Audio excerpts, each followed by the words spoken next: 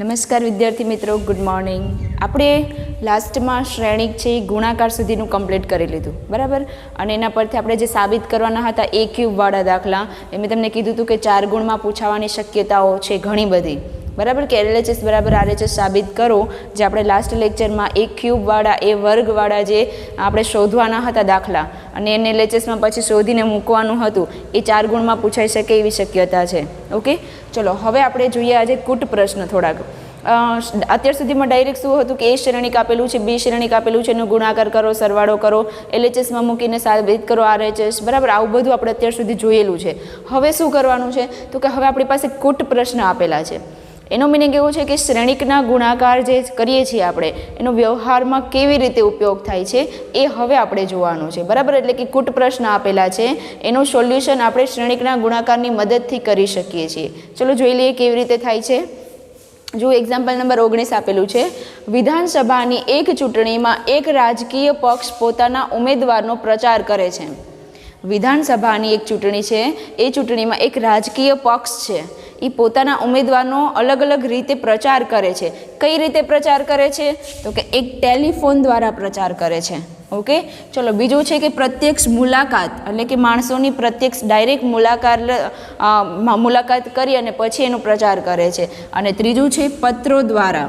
એટલે આ 3 રીત દ્વારા ઉમેદવારનો પ્રચાર કરે છે કે રાજકીય પક્ષ. ઓકે, ચલો હવે તો કે 3 રીતે કરવામાં પ્રસાર માધ્યમને ભાડે લે છે.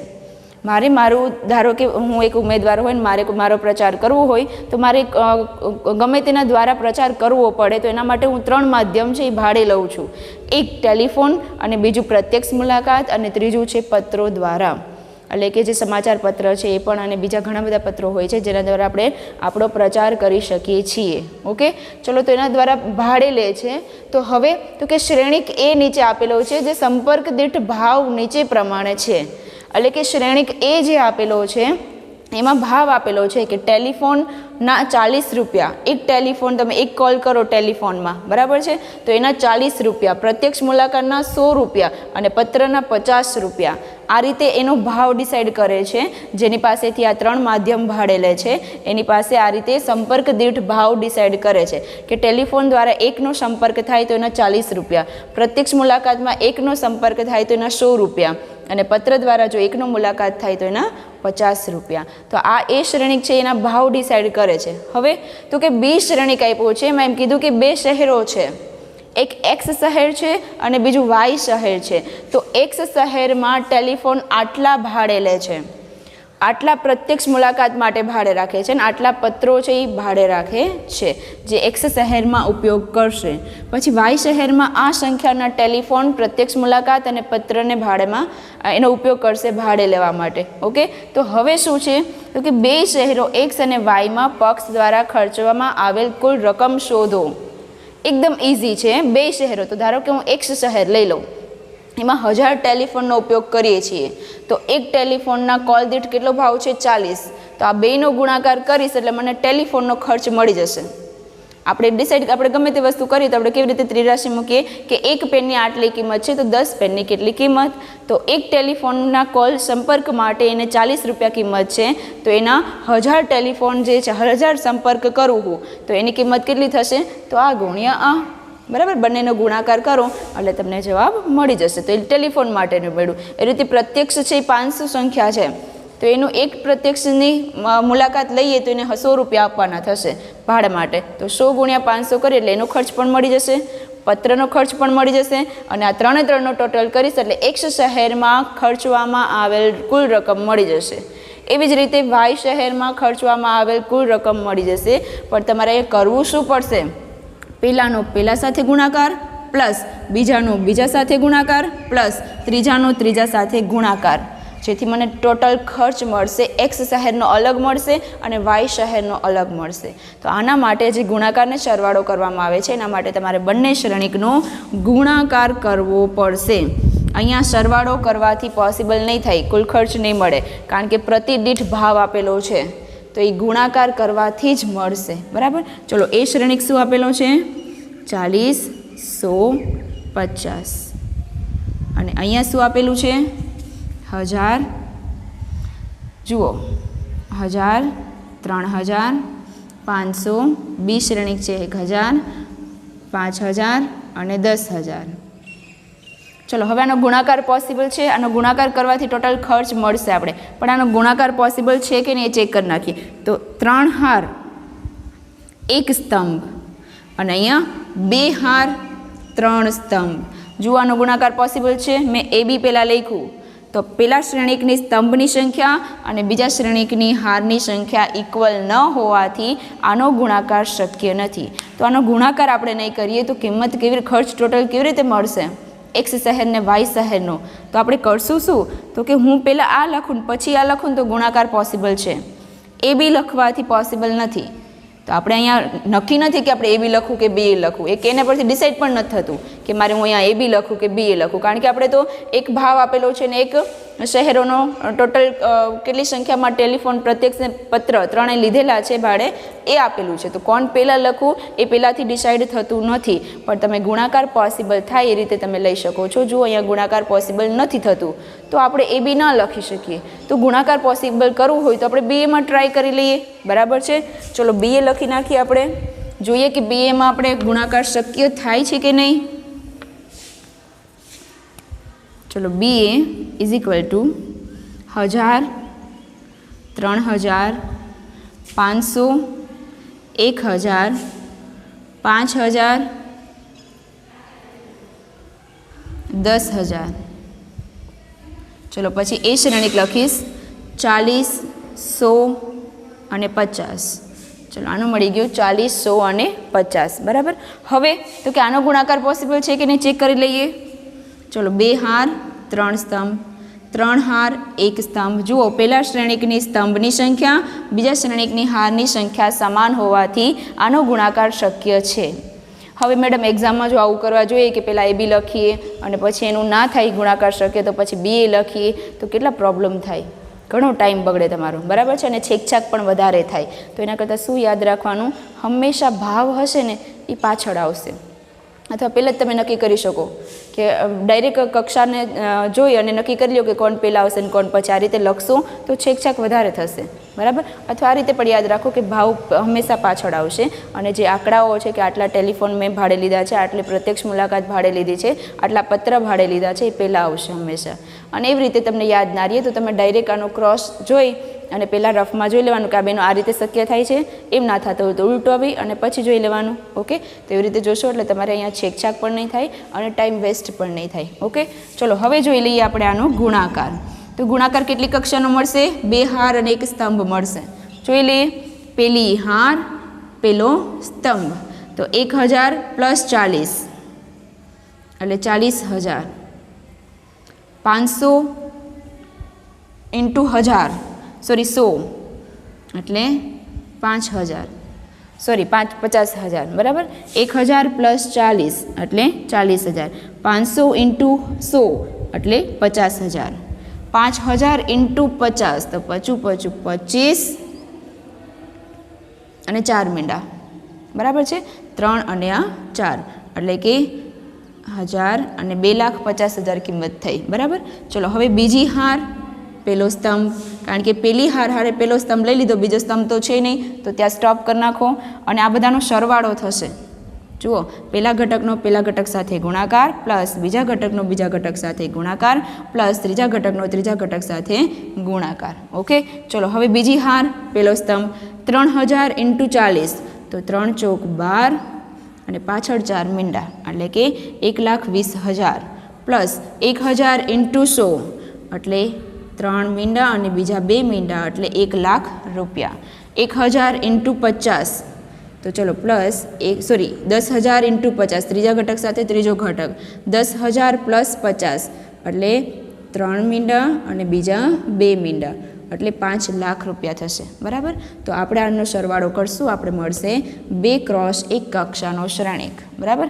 એટલે કે 2 હાર અને 1 જ સ્તંભ મળશે. આનો સરવાળો કરશું એટલા માટે. ચલો જોઈ લઈએ સરવાળો શું થાય છે. 40,000 + 50,000 એટલે 90,000. 90,000 ને બીજા 50,000 એટલે 1,40,000 અને એમાં 2 લાખ ઉમેરો એટલે કે 3,40,000. શું મળશે આનું? 3,40,000. ચલો પહેલો ઘટક મળી ગયો સરવાળો કરતા. હવે બીજો ઘટક 1,20,000 અને એ બીજા 1 લાખ એટલે 2,20,000 પ્લસ બીજા 5 લાખ એટલે 2,20,000 હતા, એમાં 5 ઉમેર્યું એટલે 7,20,000 7,20,000. ચલો જુઓ, 1 હાર 2 હાર અને 1 સ્તંભ. તો આપણે આટલી ખર્ચો થયો એક્સ શહેરને ત્રણેય જે છે એના માટે ટોટલ આટલો ખર્ચ થયો છે અને વાય નામના શહેરને ત્રણેય માધ્યમને ભાડે લેવામાં આટલો ખર્ચ થયો છે. ઓકે, તો તમે આ રીતે કોઈ પણ કૂટ પ્રશ્ન આપેલા હોય તેનું સોલ્યુશન કરી શકો છો ગુણાકાર, સરવાળા, બાદબાકી ત્રણેયનો ઉપયોગ કરીને. ઓકે, તો ચલો બીજો પણ હજુ આપેલો છે કૂટ પ્રશ્ન, એ જોઈ લઈએ આપણે. ચલો 3.2માં આપણે 19મા દાખલા નંબરની રકમ વાંચીશું. બહુ મોટી રકમ હોવાથી આપણે અહીં લખશું નહીં, બરાબર. જોડે જોડે વાંચો, તમારી પાસે હવે ટેક્સ્ટ બુક છે જ. ઓકે, ચલો શું કીધું છે 19મા નંબરના દાખલામાં જુઓ. એક ટ્રસ્ટ પાસે 30,000 રૂપિયાનું ભંડોળ છે. એક ટ્રસ્ટ પાસે ટોટલ કેટલા રૂપિયાનું ભંડોળ છે? 30,000 રૂપિયાનું ભંડોળ છે. ચલો, તો એ 30,000 રૂપિયા ભંડોળનું શું કરે છે ટ્રસ્ટ, એ જોઈએ. તો ટ્રસ્ટને આ ભંડોળ 2 જુદા જુદા પ્રકારના બોન્ડમાં રોકવું છે. ઓકે, ટ્રસ્ટને 30,000નું જે ભંડોળ છે એ જુદા જુદા પ્રકારના 2 બોન્ડમાં રોકવું છે. તો હવે પ્રથમ બોન્ડ પ્રતિ વર્ષ 5% વ્યાજ આપે છે. પ્રથમ બોન્ડ છે એ પ્રતિ વર્ષ 5% વ્યાજ આપે છે અને બીજા બોન્ડ પ્રતિ વર્ષ 7% વ્યાજ આપે છે. પણ પ્રથમ બોન્ડમાં 30,000 રૂપિયામાંથી કેટલી રકમ રોકવી છે એ પહેલાં આપણે ધારવી પડશે, કારણ કે અહીંયા નથી કીધું કે પ્રથમ બોન્ડ અને બીજા બોન્ડમાં રકમ કેટલી રોકવી, બંનેમાં અલગ અલગ જગ્યાએ કેટલી રકમ રોકવી ને એ અહીંયા કીધેલું છે ને એ રકમમાં. તો સૌથી પહેલાં આપણે શું કરશું તો કે 30,000માંથી કેટલી પ્રથમ બોન્ડમાં અને દ્વિતીય બોન્ડમાં કેટલી રકમ રોકશે એ આપણે જોવું પડશે. ચલો, તો પ્રથમ બોન્ડમાં ધારો કે X રૂપિયા એ રોકે છે. અહીંયા કીધેલું નથી એટલે ફરજિયાત આપણે ધારવું પડશે કે 30,000માંથી X રૂપિયા છે પ્રથમ બોન્ડમાં રોકે છે. તો બાકીના કેટલા દ્વિતીય બોન્ડમાં રોકશે તો કે 30,000માંથી X રૂપિયા એને બોન્ડમાં રોકી લીધા છે પ્રથમ બોન્ડમાં. તો દ્વિતીય બોન્ડમાં કેટલા વધશે? 30,000 માઇનસ X રૂપિયા એ દ્વિતીય બોન્ડમાં રોકશે. હવે શું કીધું તો કે પ્રથમ બોન્ડમાં એને પ્રતિ વર્ષ 5%નું વ્યાજ મળે છે અને દ્વિતીય બોન્ડમાં એને પ્રતિ વર્ષ 7%નું વ્યાજ મળે છે. તો હવે આગળ જોઈએ કે જો ટ્રસ્ટ વાર્ષિક વ્યાજ એ ઓપ્શન 1800 અને બી ઓપ્શન 2,000 રૂપિયા મેળવવું હોય તો ટ્રસ્ટે 30,000 2 બોન્ડમાં રોકવા માટે મૂડીના કેવા ભાગ કરવા પડશે? મૂડીના કેવા ભાગ એટલે કે આપણે એક્સ શોધવાનું છે. અહીંયા શું કીધું છે કે ટ્રસ્ટે 1800 અને 2,000 વાર્ષિક વ્યાજ જોઈએ છીએ. પહેલાં એને 1800 મળે તો પણ ચાલે ને 2,000 મળે તો પણ ચાલે. તો એવા 2 ઓપ્શન છે. તો ધારો કે 1800 મારે વાર્ષિક વ્યાજ જોતું હોય તો ટ્રસ્ટે પ્રથમ બોન્ડ અને દ્વિતીય બોન્ડમાં કેવા ભાગમાં રૂપિયા વેચવા પડે, રોકાણ કરવું પડે જેથી એને 1800 રૂપિયા વ્યાજ મળે, વાર્ષિક વ્યાજ. તો ચલો હવે આપણે એનો મિનિંગ કે એક્સ શોધવાનું છે કે પ્રથમ બોન્ડમાં આ ભાગ પાડે છે અને દ્વિતીય બોન્ડમાં આટલું ભાગમાં રોકાણ કરે તો એને વાર્ષિક વ્યાજ 1800 રૂપિયા મળે છે, બરાબર. પણ આને આપણે શ્રેણિકના ગુણાકારની મદદથી સોલ્વ કરવાનું છે. તો પહેલાં આપણે 1800 રૂપિયા માટે કરશું, પણ એના માટે આપણે પહેલાં બંને શ્રેણિક બનાવી લઈએ. 2 શ્રેણિક બનશે. જુઓ, એક બનશે કે બંને એક વ્યાજવાળું શ્રેણિક બનશે અને એક રૂપિયાવાળું શ્રેણિક બનશે.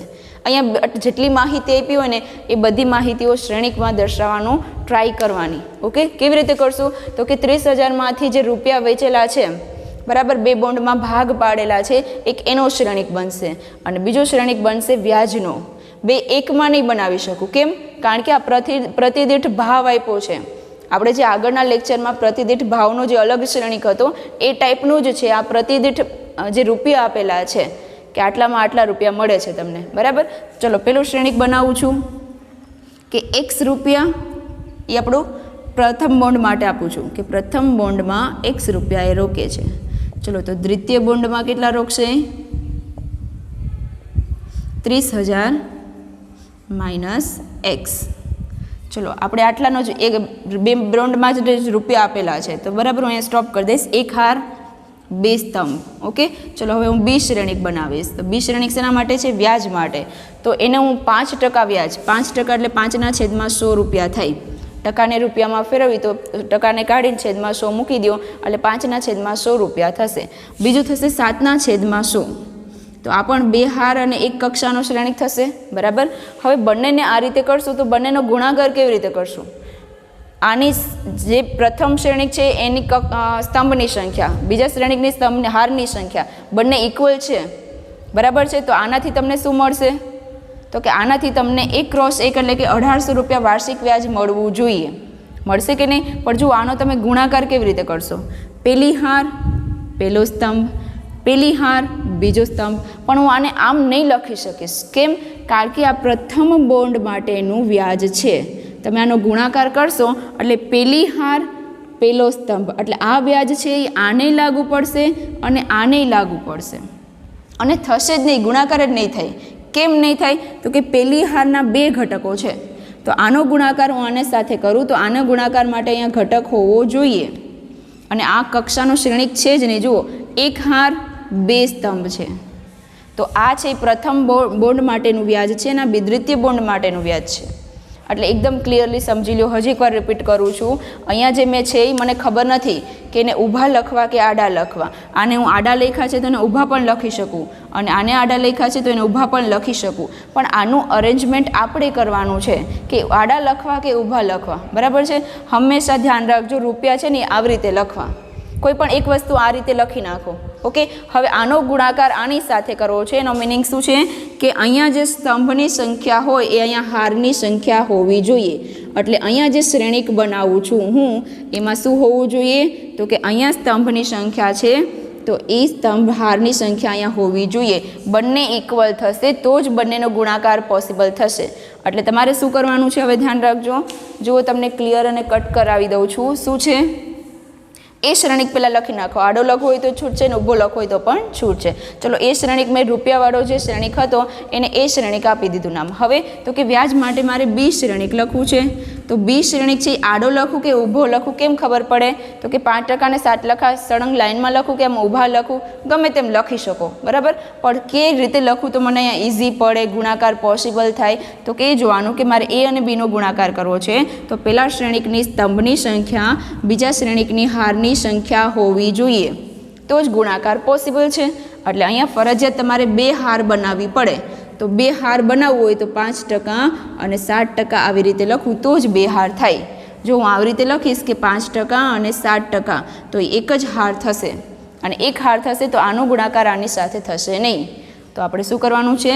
5% ને જે 7% લખવું એ ઊભું એટલે કે 2 હારમાં લખવાનું છે. તો આ 2 હાર છે તો સ્તંભ કેટલા બન્યા? 1. હવે જુઓ, બંને મેં ફેરવી નાખ્યું છે. થઈ ગયું ને આપણું જે આપણે જોતું હતું એ પ્રમાણે મળી ગયું. બંનેનો ગુણાકાર પણ શક્ય છે, બરાબર. કે પ્રથમ બોન્ડ માટે 5% વ્યાજ મળે છે અને દ્વિતીય બોન્ડ માટે 7% વ્યાજ મળે છે. મળી ગયું તમને? ઓકે, તો આનો જે તમને ટોટલ ખર્ચ, અત્યાર સુધી આપણે શું કરતા કે ટોટલ વ્યાજ શોધવું પડત આપણે, પણ અહીંયા રકમમાં તમને એ ઓપ્શનમાં ટોટલ વ્યાજ આપી દીધેલું છે કે વાર્ષિક વ્યાજ શું થવું જોઈએ. એ ઓપ્શન શું કીધું કે વાર્ષિક વ્યાજ 1800 રૂપિયા થવું જોઈએ. ચલો, તો આપણે અહીંયા શું લખશું? તો કે એ અને બીનો હું ગુણાકાર કરું તો 1800 રૂપિયા વાર્ષિક વ્યાજ થવા જોઈએ. એ અને બી શ્રેણિક છે તો 1800 રૂપિયાને પણ મારે શ્રેણિકમાં જ લખવો પડે. એને હું સિમ્પલ રૂપિયામાં કે સંખ્યામાં લખી શકું નહીં, કારણ કે એ શ્રેણિક છે, બી શ્રેણિક છે, તો એનો ગુણાકાર કરવાથી પણ તમને શ્રેણિક જ મળશે. અને કેટલા ક્રોસનો શ્રેણિક મળવો જોઈએ? 1 × 1. તો 1 × 1 એટલે કે એક જ ઘટક જે મળી ગયો તમને શ્રેણિક. હા, ચલો હવે આપણે ગુણાકાર કરી શકીએ છીએ. તો એ શ્રેણિક શું આપેલું છે? x 30,000 - x. બી શ્રેણિક શું આપેલો છે? 5%. 5% એટલે 5/100 અને 7% એટલે કે 7/100 ઇઝ ઇક્વલ ટુ 1800. ચલો, આપણે આનું સોલ્યુશન કરી નાખીએ એટલે આપણે જવાબ મળી જશે. સમજાઈ ગયું હશે, બરાબર. ના સમજાય તો હજી એકવાર સિમ્પલી રિપીટ કરી દઉં છું. અહીંયા પ્રથમ બોન્ડ આપેલા છે રૂપિયા, દ્વિતીય બોન્ડ માટે અલગ રૂપિયા છે, એનું વ્યાજ આપેલું છે. એટલે આ બંનેને એકમાં નહીં લખી શકી કારણ કે અલગ અલગ ભાવ આપેલા છે, રૂપિયા આપેલા છે. એટલે આ બંનેનો ગુણાકાર કરશો તો જ તમને વાર્ષિક વ્યાજ મળશે. અને એ કીધેલું છે કે ગુણાકારની રીતે નક્કી કરો. તો પહેલાં હું અહીંયા શું કરીશ? આને લખું છું તો એને આડું ઊભું તમને જેમ ઠીક લાગે એમ લખી નાખો. મને એમ લાગ્યું કે હું હાર સ્વરૂપિયા બંનેને લખી નાખું. એટલે પહેલાં મેં એ પ્રથમ બોન્ડમાં x રૂપિયા આપ્યા અને દ્વિતીય બોન્ડમાં 30,000 - x રૂપિયા આપ્યા છે. હવે તો કે બી શ્રેણિક છે ને તમારે વિચારીને લખવાનું. તમે એ શ્રેણિક આડો ઊભો જેમ લખવું એમ છૂટ છે, પણ આને લગતું બી શ્રેણિક લખવાનું. તો કે મેં આને આડું લખ્યું છે તો 1 હાર અને 2 સ્તંભ એટલે કે 1 × 2 નો શ્રેણિક મળ્યો. હવે બીજો શ્રેણિક કેવો મળવો જોઈએ તો જ ગુણાકાર શક્ય થશે? તો કે આની સ્તંભની સંખ્યા અને આની હારની સંખ્યા ઇક્વલ થાય એવો મળવો જોઈએ. એટલે કે અહીંયા 2 છે તો અહીંયા 2 હોવું જોઈએ તો જ ગુણાકાર શક્ય થશે. ચલો તો 2 છે અહીંયા તો એને 2 હારમાં આપણે જોવાનું છે. તો પહેલી હાર અને બીજી હાર એટલે ઊભું લખીશ તો જ 2 હાર થશે. જો આ રીતે 5 અને 7 લખીશ તો એક હારમાં ઇન્ક્લુડ થઈ જશે. બરાબર, એટલે અહીંયા 2 હારમાં ઇન્ક્લુડ કર્યું આ રીતે લખવાનું છે એટલે 5 અને 7 હું આ રીતે લખું છું. ચલો બંને મળી ગયા છે તો અહીંયા એ અને બીનો ગુણાકાર કરો એટલે તમને 1800 રૂપિયા વાર્ષિક વ્યાજ મળવું જોઈએ એવું રકમમાં કીધું છે. એ ઓપ્શન અને બી ઓપ્શન બે કીધેલા છે. તો એ ઓપ્શનમાં વાર્ષિક વ્યાજ 1800 રૂપિયા મળે છે. ચલો આ બેનો ગુણાકાર કરીએ એટલે મને એક્સની કિંમત મળી જશે. ચલો પહેલી હાર પહેલો સ્તંભ એક્સ સાથે 5નો ગુણાકાર એટલે x 5/100 પ્લસ પહેલી હાર અને પહેલા સ્તંભ જ છે એટલે પહેલા ઘટકનો ગુણાકાર પ્લસ બીજા ઘટકનો ગુણાકાર પ્લસ બીજા ઘટકનો ગુણાકાર એટલે કે 30,000 માઇનસ એક્સનો ગુણાકાર કોની સાથે? 7/100 સાથે ઇક્વલ ટુ 1800. જુઓ આનો સરવાળો કરશો એટલે એક ઘટક મળશે અને અહીંયા એક ઘટક છે તો બંને શ્રેણિક છે એ 1 × 1 ના છે. બંને શ્રેણિક સમાન શ્રેણિક છે તેથી હું આ ઘટક અને આને સરખાવી શકું છું. તો ચલો એને સરખાવીએ તો શું મળે જુઓ? 5x/100 પ્લસ 30,000 માઇનસ x/7/100 અને ઇઝ ઇક્વલ ટુ 1800. હવે 100નો લસા લઈને પેલી સાઈડ જવા દઉં તો શું વધે? 5x પ્લસ 7ને અંદર ગુણી દઉં છું. આ 100 બંને સાઈડ અહીંયા 1800 પાસે ગુણાશે.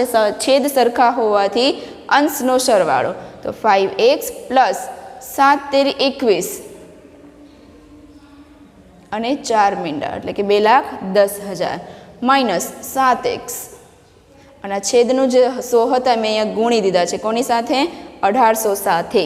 બરાબર, ચલો તો 5x માંથી 7x જાય તો -2x plus 2,10,000 is equal to 1800 ને અહીંયા ગુણો તો કેટલા મીંડા થશે? 4 મીંડા એટલે કે 1,80,000. બરાબર, ચલો આ 2x ને હું આ સાઈડ જવા દઉં ને 1,80,000 ને આ સાઈડ લઈ લઈશ. કેમ 2x ને બરાબરની પેલી સાઈડ જવા દીધા? માઇનસ હોવાથી. બરાબર, ચલો તો 2,10,000 minus 1,80,000 is equal to plus 2x. Okay, ચલો 2,10,000 માંથી 1,80,000 કાઢીએ આપણે તો 2 લાખમાંથી ત્યાં 20,000 ને બીજા 30,000 કેટલા મળશે? આપણે 30,000 કિંમત મળશે ઇઝ ઇક્વલ ટુ 2x. ચલો એક્સને કરતાં બનાવું તો 2 જશે છેદમાં એટલે x બરાબર શું મળી ગયા મને? 15,000 રૂપિયા. ચલો પ્રથમ બોન્ડમાં કેટલા ભાગ પાડવાના છે આપણે? તો પ્રથમ બોન્ડની કિંમત કેટલી મળી ગઈ? તો કે પ્રથમ બોન્ડ માટે 15,000 રૂપિયા મળી ગયા છે. અને દ્વિતીય બોન્ડની કિંમત કોણ શોધશે? આપણે શોધવી પડશે ને. તો દ્વિતીય બોન્ડની કિંમત x મળી ગયું છે તો દ્વિતીય બોન્ડ છે 30,000 માઇનસ x એટલે 30,000 માંથી 15,000 બાદ કરું તો એની કિંમત પણ કેટલી મળશે? 15,000 રૂપિયા મળશે. તો આપણે કેવી રીતે ભાગ પાડવા એ શોધવાનું હતું. તો આપણે ભાગ મળી ગયા છે કે પ્રથમ બોન્ડમાં મને 15,000 રૂપિયા મળે છે અને દ્વિતીય બોન્ડમાં મને બીજા 15,000 રૂપિયા મળે છે. તો અહીંયા 15,000 અને અહીંયા 15,000 આ રીતે ભાગ પાડું તો એના 5% વ્યાજ અને 7% વ્યાજે વાર્ષિક વ્યાજ મને 1800 રૂપિયા મળે છે. હવે તો કે બી ઓપ્શન આપ્યો છે. બી ઓપ્શન શું છે? બી ઓપ્શન છે કે વાર્ષિક વ્યાજ તમને 2,000 મળે. શું છે? બી ઓપ્શનમાં જુઓ વાર્ષિક વ્યાજ કેટલું મેળવવાનું છે? 2,000. તો સેમ પ્રોસેસ એ અને બીનો ગુણાકાર કરો અને વાર્ષિક વ્યાજ કેટલું મળવું જોઈએ? 2,000. તો બસ તમે આનું સોલ્યુશન કરો એટલે તમને બીજા એક્સની કિંમત મળશે અને એ એક્સ જે મળે એને 30,000 માંથી બાદ કરો એટલે દ્વિતીય બોન્ડની કિંમત મળશે. બરાબર, એટલે જેમ 1800 માટે એક્સની કિંમત મળી તેવી રીતે 2,000 રૂપિયા માટે પણ તમને એક્સની કિંમત મળશે. અહીંયા એબીનો ગુણાકાર કેટલો મળવો જોઈએ? વાર્ષિક વ્યાજ 2,000 મળવું જોઈએ. તો આ રીતે તમે બેનો ગુણાકાર કરશો ઇઝ ઇક્વલ ટુ 2,000 શ્રેણિકમાં લખશો એટલે તમે વળી પાછી બીજી એક્સની કિંમત મળશે જે તમારે હોમવર્કમાં કરવાનું છે. પેલું એ ઓપ્શન મેં તમને શીખવાડી દીધો કેવી રીતે થાય છે. હવે બી ઓપ્શન તમારે જે 2,000 વાર્ષિક વ્યાજ મળે એ તમારે હોમવર્કમાં કરવાનું છે. ઓકે, ચલો હવે આપણે બીજો જે કૂટ પ્રશ્ન છે આ 20મો એ પણ જોઈ લઈએ. ચલો આપણે 20મો દાખલો જોઈ લઈએ. કુટ પ્રશ્ન જ આપેલો છે. ચલો ટેક્સ્ટ બુકમાં વાંચીએ શું કીધું છે જુઓ. એમાં એક સવિશેષ શાળાના પુસ્તક ભંડારમાં, એક શાળામાં પુસ્તક ભંડાર આપેલો છે, તેમાં 10 ડઝન રસાયણ વિજ્ઞાનના પુસ્તકો છે. ચલો 10 ડઝન, અહીંયા 1 ડઝન એટલે 12 થાય, તો 10 ડઝન એટલે કેટલા થશે? 120 રસાયણ વિજ્ઞાનના પુસ્તકો આપેલા છે. 8 ડઝન ભૌતિક વિજ્ઞાનમાં. ચલો જોડે જોડે માહિતી લખતા જઈએ આપણે કે રસાયણ વિજ્ઞાનના કેટલા પુસ્તક છે? રસાયણ વિજ્ઞાનના 10 ડઝન આપેલા છે. તો 10 ડઝન એટલે કેટલા થશે? તો કે 1 ડઝન એટલે 12 થાય, 12 પુસ્તક થશે. તો 10 ડઝન એટલે કેટલા થશે? 120 પુસ્તક આપેલા છે પુસ્તક ભંડારમાં રસાયણ વિજ્ઞાનના. ઓકે, ચલો હવે બીજું શું કીધું છે કે 8 ડઝન ભૌતિક વિજ્ઞાનના પુસ્તકો છે. તો ભૌતિક વિજ્ઞાનના પુસ્તક કેટલા આપેલા છે? 8 ડઝન. તો 1 ડઝન એટલે 1 ડઝનમાં 12 પુસ્તક સમાય, તો 8 પુસ્તક એટલે 12 × 96 પુસ્તકો આપેલા છે. ચલો 8 × 12 કરશો બરાબર, એટલે તમને 96 મળી જશે. પછી એમ કીધું છે કે 10 ડઝન અર્થશાસ્ત્રના પુસ્તકો છે. અર્થશાસ્ત્રના 10 ડઝન પુસ્તકો છે. તો 10 × 12 કરશો એટલે તમને 120 પુસ્તકો મળશે. કોના? અર્થશાસ્ત્રના મળશે. ચલો આટલી માહિતી આપી છે. હજુ આગળ શું કીધું છે? તેમની વેચાણ કિંમત અનુક્રમે 80, 60 અને 40 રૂપિયા છે. ચલો આની વેચાણ કિંમત આપેલી છે અનુક્રમે 80 રૂપિયા એક પુસ્તકના, બરાબર. પછી આની આપેલી છે 80 રૂપિયા, 60 રૂપિયા ભૌતિક વિજ્ઞાનના, અને અર્થશાસ્ત્રના એક પુસ્તકની કિંમત આપેલી છે 40,000 રૂપિયા, બરાબર. તો જે મેં કુટ પ્રશ્ન સ્વરૂપે હતું એને ડેટા સ્વરૂપે મેં લઈ લીધેલું છે. હવે શું કીધું કે પુસ્તક ભંડારના બધા જ પુસ્તકોનું વેચાણ કરી દે તો શ્રેણિકની બીજગણિતની મદદથી ભંડારને કેટલી રકમ મળશે? ધ્યાન રાખજો, જ્યારે પણ તમને એમ કીધું હોય કે આટલો ખર્ચ કરવામાં આવે છે, આટલું વેચવામાં આવે છે, તો ટોટલ રકમ કેટલી મળશે, એટલે ધ્યાન રાખજો હંમેશા ગુણાકાર કરવાનું રહેશે. તમને પ્રશ્ન હશે કે ક્યારે ગુણાકાર કરવો, ક્યારે સરવાળો કરવો, ક્યારે બાદબાકી કરવી, તો હું એ જ કહું છું કે જ્યારે પણ તમને રકમમાં કુટ પ્રશ્નમાં કીધું હોય કે ટોટલ કુલ કેટલી રકમ મળે છે વેચાણ કરવાથી, ખર્ચવાથી, તો હંમેશા ધ્યાન રાખજો કે તમને એનો ગુણાકાર કરવો પડશે. ગુણાકાર કરશો એટલે તમને આઈડિયા આવશે કે એનો ટોટલ ખર્ચ કેટલું હશે. જુઓ દેખીતી રીતે લાગે છે કે એક પુસ્તકની કિંમત 80,000 આપી છે, તો 120 પુસ્તકની કિંમત કેટલી થશે, એટલે કે આ બેનો ગુણાકાર. પ્લસ ભૌતિક વિજ્ઞાનનું પણ જોઈ લે કે એક પુસ્તકમાં 60 રૂપિયા છે, તો 96 પુસ્તક વેચતા એને કેટલી રકમ થશે. એ ત્રણે ત્રણનો અલગ અલગ ગુણાકાર કરીને સરવાળો કરો એટલે તમને મળી જશે કુલ રકમ. અને ગુણાકાર કરીને સરવાળો કરવો પડે તો એ ક્યાંથી કરી શકાય, તો કે શ્રેણિકોનો ગુણાકાર કરી અને તમે કરી શકો છો એવું, બરાબર. ચલો તો જોઈ લઈએ કે શ્રેણિકોનો ગુણાકાર કે કોને કોને શ્રેણિક બનાવશું આપણે. ચલો સૌથી પહેલાં આપણે પુસ્તકો માટેનો શ્રેણિક લખું છું. 120, 96 અને 120 આટલા ત્રણેય વિષયના પુસ્તકો આપેલા છે. તો આ કેટલી કક્ષાનો શ્રેણિક છે? 3 હાર 1 સ્તંભ, બરાબર. હવે મારે બી શ્રેણિક રૂપિયાનો બનાવવાનો છે, તો એ આને રિલેટેડ હું બનાવીશ. કેવી રીતે રિલેટેડ બનશે આનો જુઓ કે 3x1 છે આ, તો હવે જે શ્રેણિક છે એનો ગુણાકાર પોસિબલ થાય એટલે 1x તો હોવા જ જોઈએ. કેવી રીતે 1x? તો કે 1x જો હું નહીં લઈ આવીશ અહીંયા તો આ બેનો ગુણાકાર પોસિબલ નહીં થાય. કેમ? કારણ કે પહેલા શ્રેણિકની સ્તંભની સંખ્યા બીજા શ્રેણિકની હારની સંખ્યા છે ઇક્વલ હોવી જોઈએ. હવે જુઓ તમે આ રીતે કરશો તો હવે અહીંયા જે 3 છે એક હાર બનાવવાની છે, એટલે કે 80, 60 અને 40, એટલે કે શું બનશે? 1x કેટલા સ્તંભ છે? 3 સ્તંભ છે.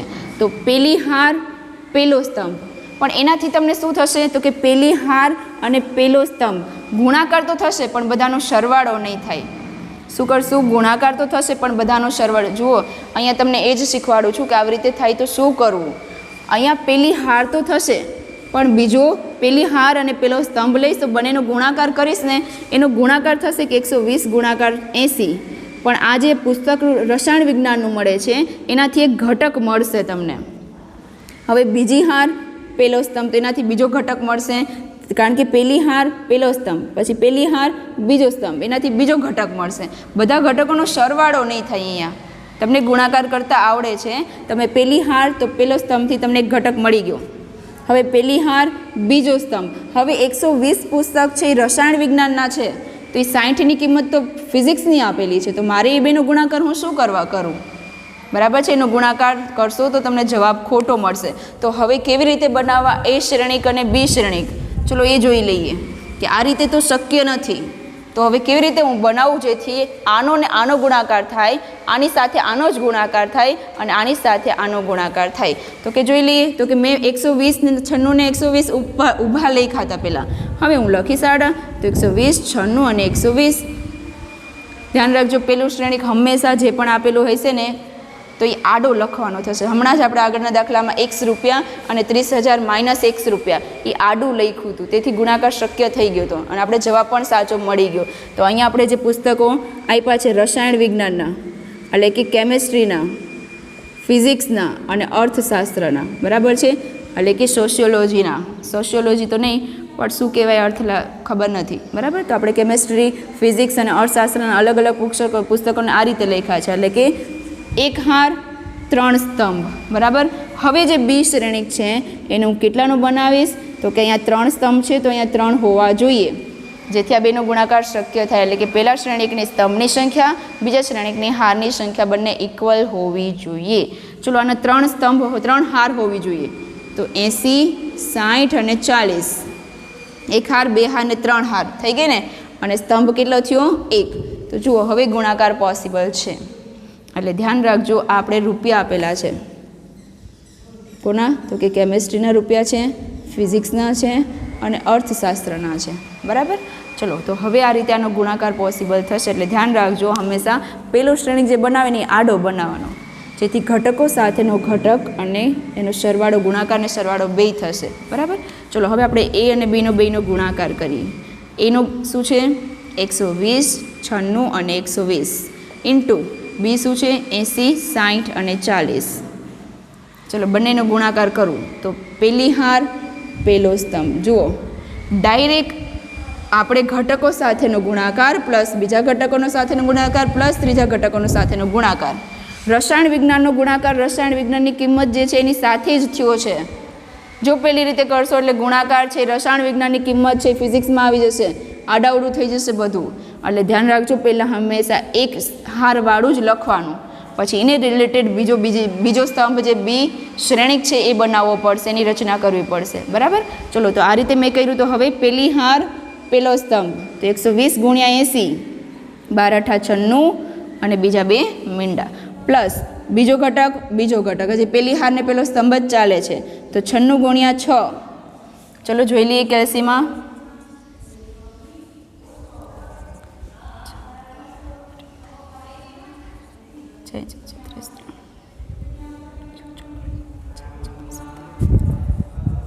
$5,760 પ્લસ 120 ગુણ્યા 40 એટલે 12 ચોક 48 અને બીજા 2 મીંડા.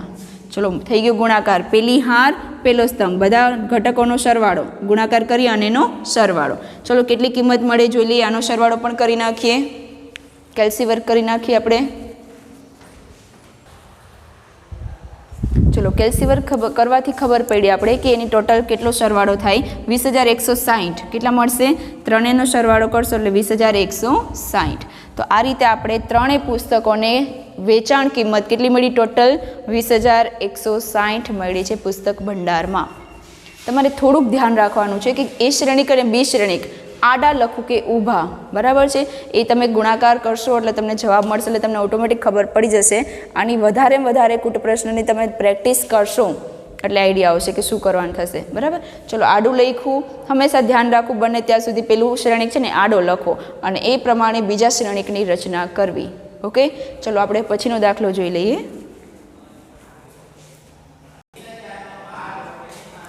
ચલો આપણે જે કૂટ પ્રશ્ન છે એક્ઝામ્પલમાં અને સ્વાધ્યાયમાં હતા એ જોઈ લીધા.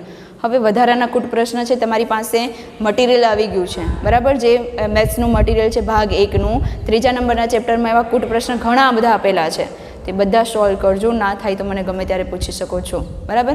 અત્યારે આપણે એક દાખલો જે એક્ઝામ્પલ નંબર 18 છે જે હોમવર્કમાં લઈ લઈએ. ઓકે, હવે પછીનું જે શ્રેણિક સ્વાધ્યાય 3.2 કમ્પ્લીટ કરીએ છીએ અને એના પછીનો જે ટોપિક છે પરિવર્ત શ્રેણિક એ આપણે કાલે ભણશું. Okay, thank you.